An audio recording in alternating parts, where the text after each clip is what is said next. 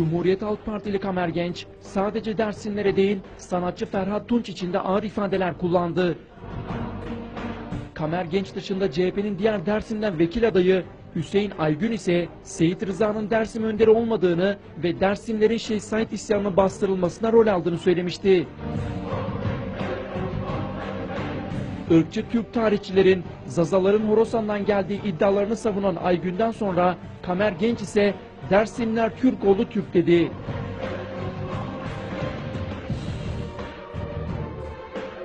Gazeteci yazar Sevilay Yükseller'in köşesinden Kamer Genç ile tartışması özetle şöyle: geliyorsun Tunceli'ye, sana ziyafet çekiyorlar. Ondan sonra da gidip Dersim adına kılını kıpırdatmamış bir adam için kastettiği adam Ferhat Tunç, abuk sabuk yazılar yazıyorsun. Böyle gazetecilik mi olur?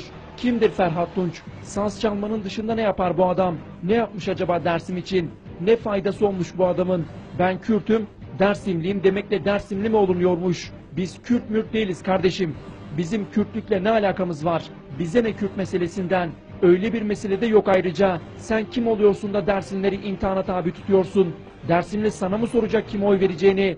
Mealinde bir yığın saçma sapan söz sarf etti. Ama dinledim. En sonunda telefonu kapatmadan önce de dedim ki, beyefendi benim için senin ya da Ferhat Tunç'un hangi kökten olduğu önemli değil ama bence ne söylediğinize dikkat edin. Ne demek Kürt meselesi yok? Ya da biz Kürt değiliz. Asıl siz kimsiniz? Siz Dersimler adına konuşma hakkını kendinizde nasıl buluyorsunuz? Bunun üzerine iyice kendini açtı Kamer Genç ve şöyle bir cevap vererek aslında kendisi için doğru olan tezi samimiyetle ortaya koydu.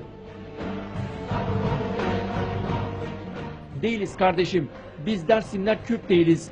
Çünkü Kürtler Şafi olur. Biz Şafi miyiz? Biz Türk oğlu Türk'üz. Onun bu son sözleri karşısında bravo size Kamer Bey, vallahi bravo diyebildim sadece. Öte yandan Kamer Genç ve Hüseyin Aygün seçim kampanyası sırasında oy istediği seçmene buraya Kürtler girdi, BDP girdi diye bizim kentimiz geride kalıyor. Bunlar yüzünden devletle aramız açılıyor gibi konuşmalar yapıyor.